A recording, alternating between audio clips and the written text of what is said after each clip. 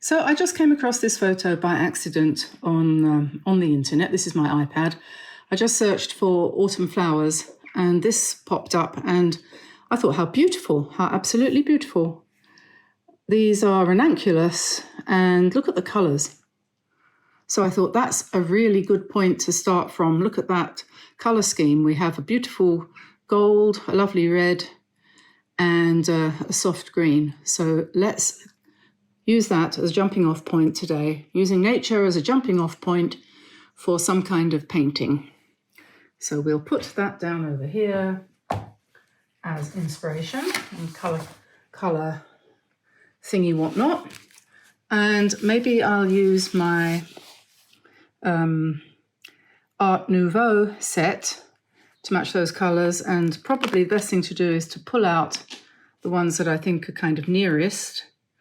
There isn't actually a red in this set, so I'm going to immediately break my plan and go here, and I think this is going to be the colour I want. That is called purple, and maybe this one here, which is called maroon, and yellow. It's kind of something like that, isn't it? So I don't think that the Art Nouveau set is actually going to be what I'm looking for. So we'll go with those. First thing I'm going to do is try them out, these four, and see whether that's anything like what I'm looking for. So we'll put a little bit of, this is just a test, the yellow, and then, yeah, that's reddish. I'm going to put that in there. And then, of course, the green is what we're looking for next. So here we have this one, which is green-grey, and I think that's going to be probably ideal for the background. Yeah.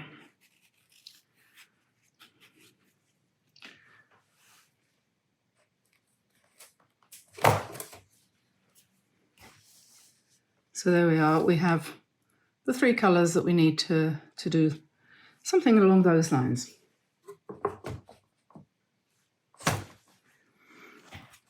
Test put to one side, and I'm going to try using this today. This is the Maroon rough paper, and this is the biggest sheet they do, this one. It's the 12 by 9. As you can see, I haven't used it yet. I haven't used a sheet of rough paper for quite a while, so that's going to be interesting. I'm just going to try to adjust the table. I'll just push the table into a different position. There we are. So rough paper, I need to take off this protective sheet.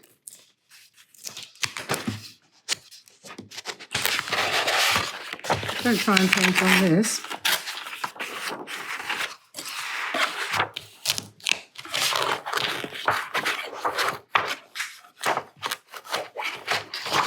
Goodbye. Okay, I have absolutely no idea what I'm going to do. None whatsoever. I haven't even begun to think about it. So you'll have to bear with me as I go along here. I've got a mixing palette here, which looks like it could do with a clean. So I'll just take a piece of paper towel, which is your friend. Paper towel is your friend. And just clean this up. I've got a big blob of blue there that I'm not going to get rid of because it could be useful. So, as usual, I think we will start with a relaxing background. I also thought I might use the graphite colours, possibly. So they are handy. I've also got the gold, Fine Tech gold, So this is Kuretake graphite. Everything I use or don't use, even if I just mention it, you'll find it in the description below. So I don't know, I'm not quite sure what to do really. I'm going to use this brush today. This is Cat's Tongue from the Diane Antone Cross Craft Mo set, which will be coming out at the end of the month or the beginning of the following month. And let's pick up some yellow and see how that goes on here. Let's pick up some yellow. Let's pick up some red as well.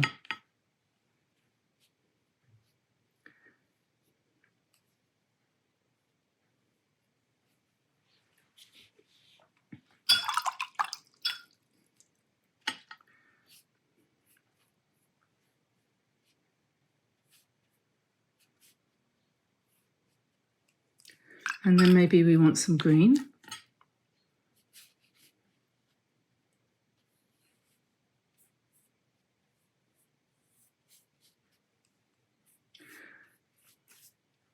Something always to remember about watercolor painting is not to mess with the strokes too much. Let it mix and mingle, do its own thing. Just put it down and leave it.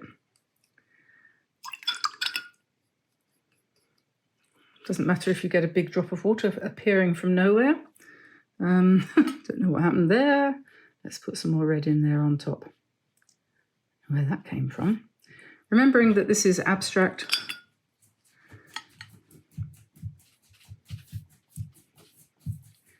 So we'll just work our way across the paper in this way.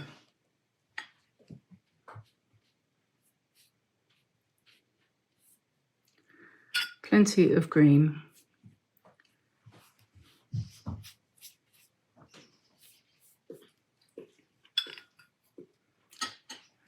Let's put some more yellow. Although this is rough, it's not very rough. I think I said the other day that the hot press is not as smooth as some of the hot presses I've used over the years. So the paper is a bit more supportive for your painting. It doesn't let the paint slide around as much as some. And I would say this is similar from point of view of rough. I've used rough paper by other manufacturers before and found it to be very rough. So I'm just thinking reddish flowers with yellow and surrounded by soft green as I'm painting along here. Not planning it at all, just letting things develop as we go along. And I'm standing up at the moment too.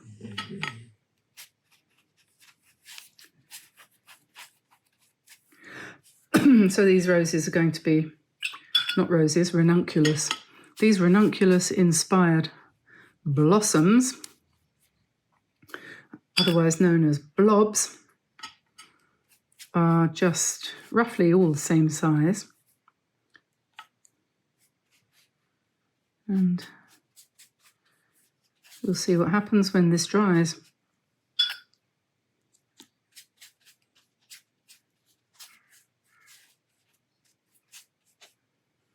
We'll almost certainly want to come in with another layer of colour on top of this.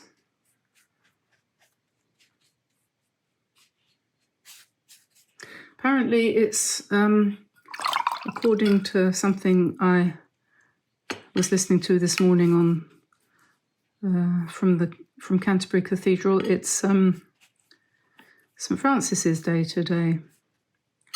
St. Francis, the patron saint of animals. So that's a special day for us. We got a statue the other day. For my birthday, Tamsin bought me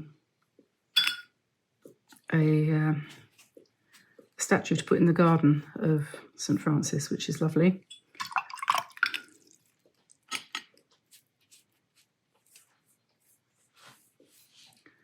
So a little bit more yellow there. And then the last red one in the corner. So there we are. Now the key here is to let it dry naturally, I think, because if we blow dry it, probably what we'll find is that it will crystallize in where it is at the moment. And what I really want is for it to move, continue to move. You will find actually when you're painting something like this, sometimes the paint will pull back and leave you with gaps, little gaps like this, which you might want to try to fill in. On the other hand, you can just leave it. And we will get blooms like this, where the water is pushing against the pigment. But that doesn't matter because that will all just make it more interesting in the long run. So we'll let that dry and I'll come back in a few minutes when it's done its thing. I don't know, I think water coming through the ceiling or something. That's the second time I've had a drop of water fall on the painting. Oh well, c'est comme ça. Right, I'll turn you off for a second. I'll be back in 2 minutes. So that's dry now. So I'm going to come back with some more of the red, the pinkish red here. And where we have kind of dark areas, then emphasize it a bit. So just basically try to just put some petals in, really. And I'm using the cat's tongue brush.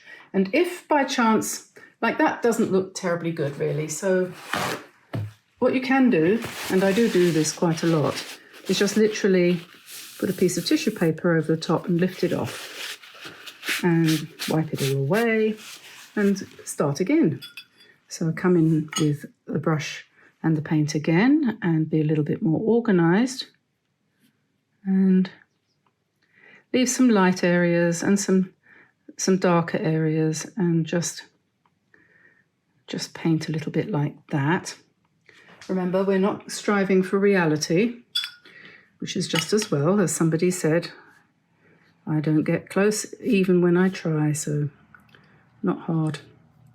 And I'm pretty much the same. So we're just going to emphasize the red, basically, whatever way you want to do it. Let it drift off on the side a little bit more water in some places. And you'll end up with a whole bouquet of flowers that are different colours from one another, because some places it will be greener, so the red will be more muted, like down here. And some will be a little bit brighter, where it's with the yellow.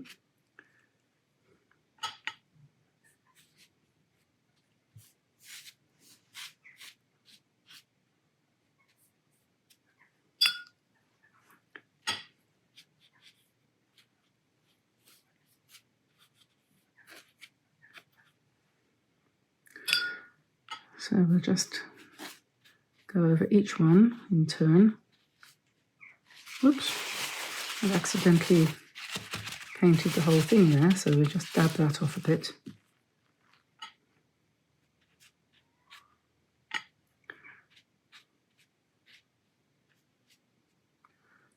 That's better. And this one up here.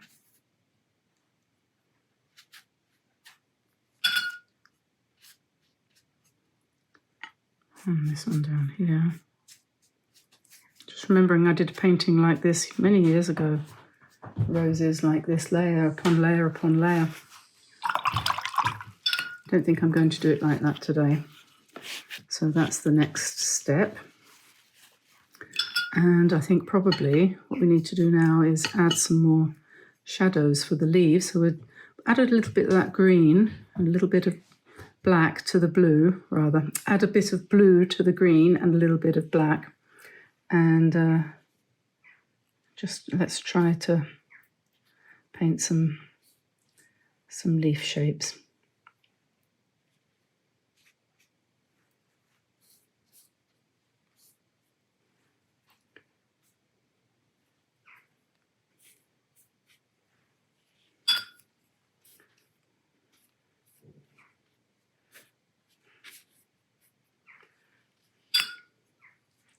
Because you've got green underneath, when you put these shadows on top, you get a nice mixture of colours.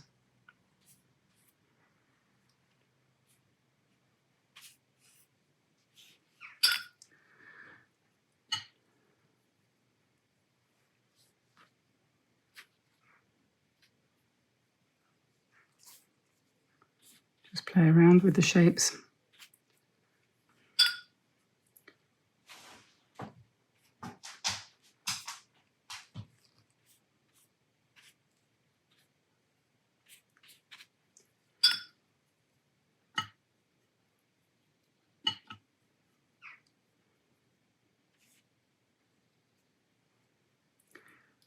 All very abstract.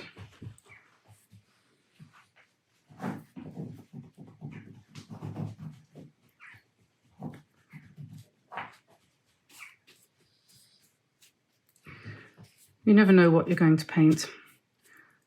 I don't know if any of you actually sort of have dreams about colour. I was dreaming a little bit last night about colour. And yeah, so I'm trying to keep the green away from the pink so that it doesn't spoil those pinkish colours. But and now I'm just going to try and soften quite a lot of the lines. That one's a bit harsh.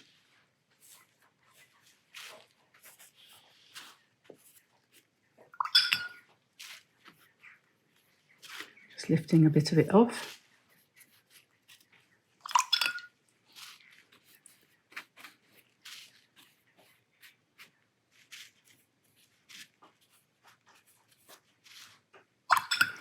This is what I call intuitive, and yeah, intuitive painting is sometimes quite hard because you have to have a high level of trust that what you're doing is the right thing.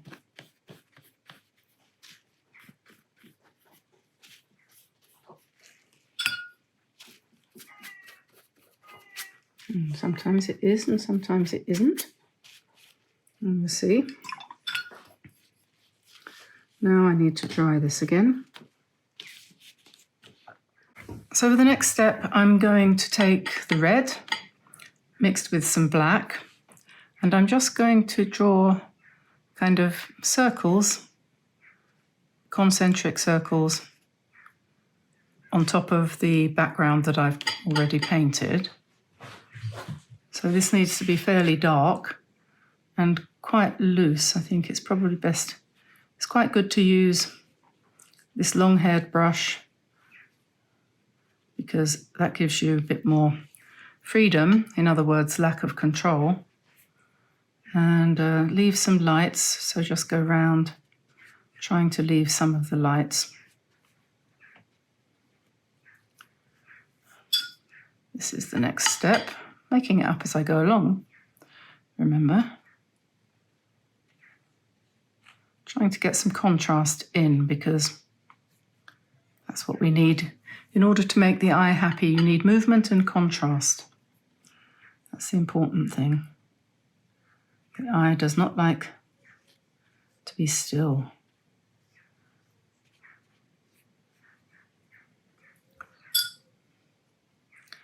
I think I'm making them a little bit too flat, so I'm going to just go up there into the green a bit.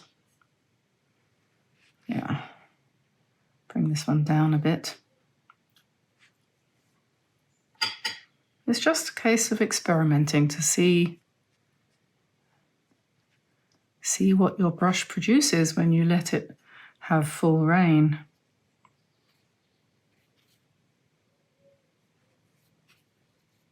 Thinking ranunculus. Can't say it, but I'm thinking it. So these are the darks for the ranunculus, which is sort of tightly packed in the middle.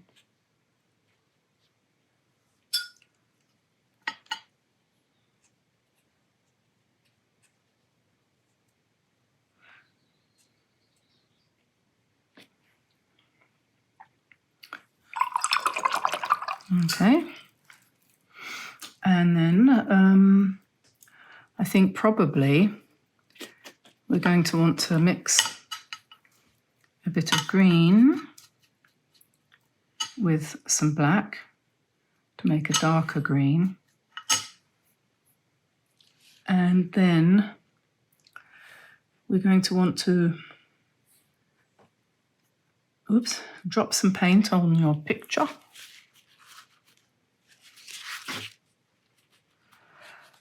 Then what are we going to do? We're going to want to find the darkest places and then put in some really dark leaves, as contrasty as we possibly can.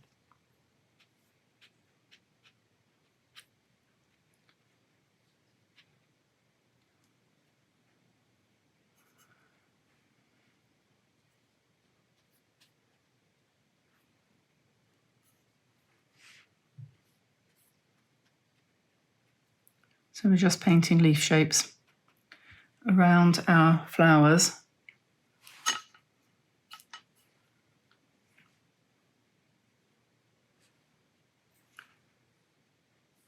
On top of the ones that are underneath, perhaps. I don't know if we want to make them a bit bigger.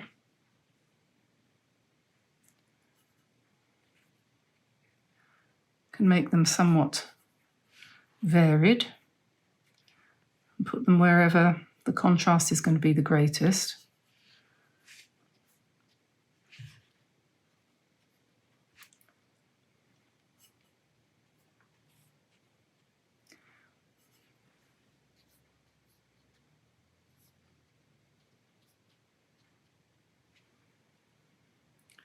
And then when this is dry, I think we'll probably do some inking.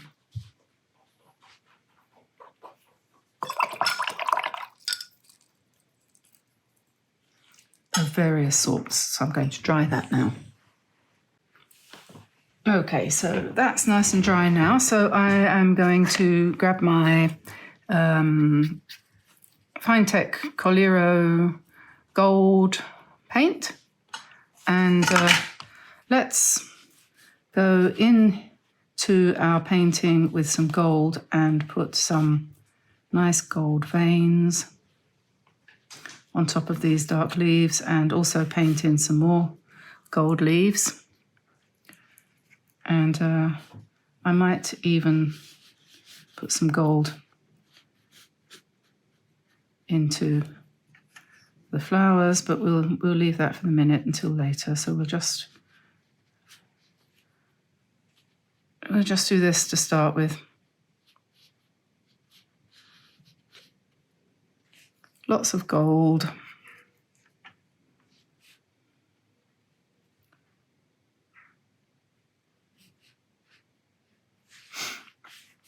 And where it's nice and dark, you can see that's beautiful, isn't it? Where it goes over the dark green, which was green plus black.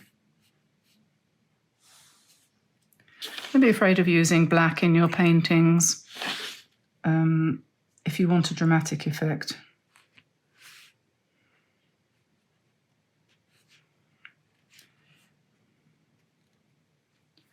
So we make some gold leaves and some, I think we'll make that one gold partially.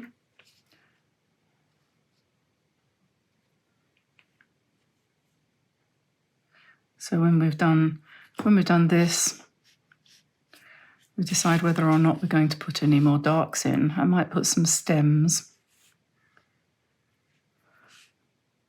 And Maybe I'll mix some gold with some green and black, and maybe we'll just make some, I don't know, what shall we do? Should we put some more?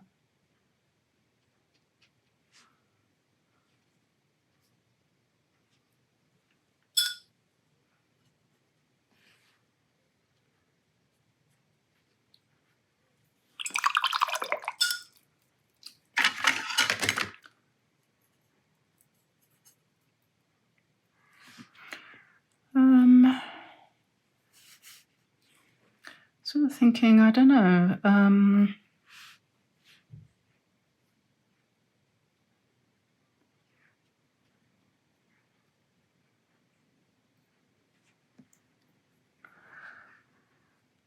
Developing. This is the phase of development.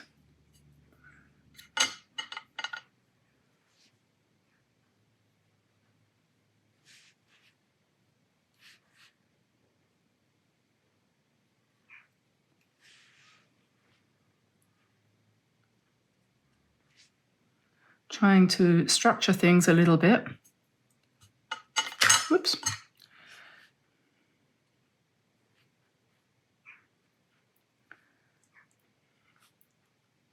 Go around behind the gold, perhaps, to show it off.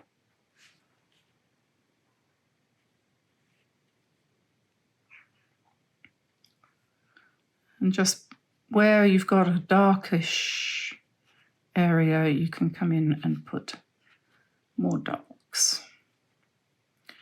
You have to be quite brave sometimes.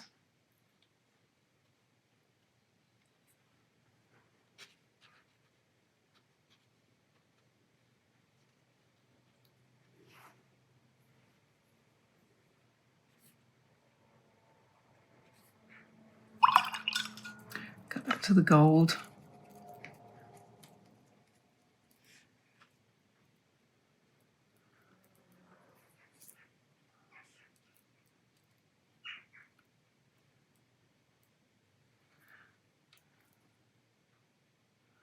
And I'm thinking about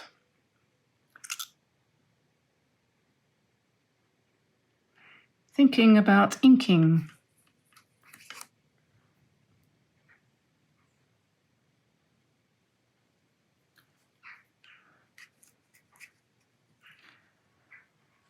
I think I'm going to just keep it simple and transform these with a nice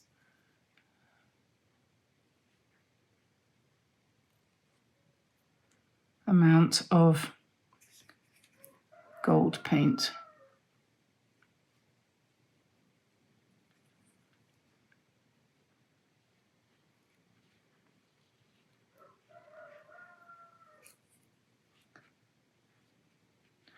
Just going round and round in circles, a bit like most of our days.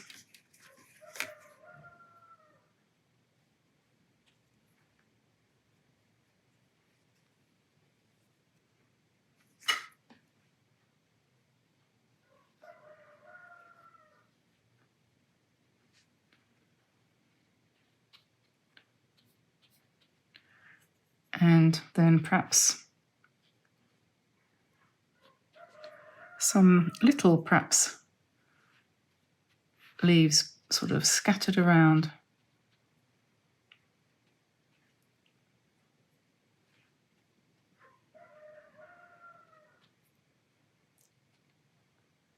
Like that.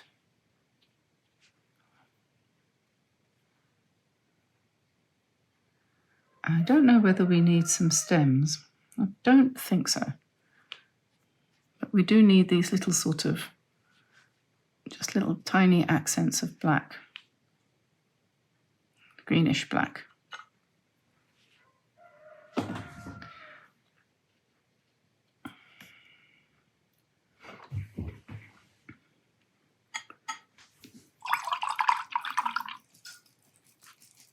I don't know whether I'm going to put any white on.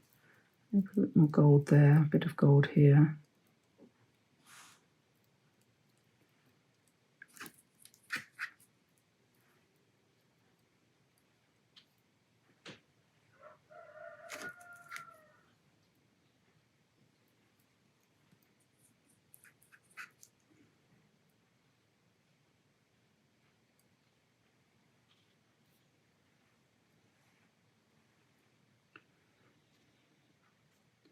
And then maybe a little bit lighter.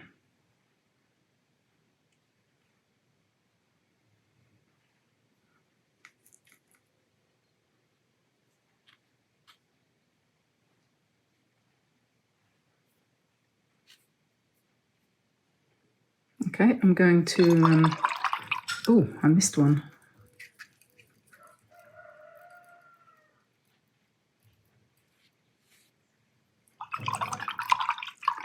Okay, I'm just going to dry that.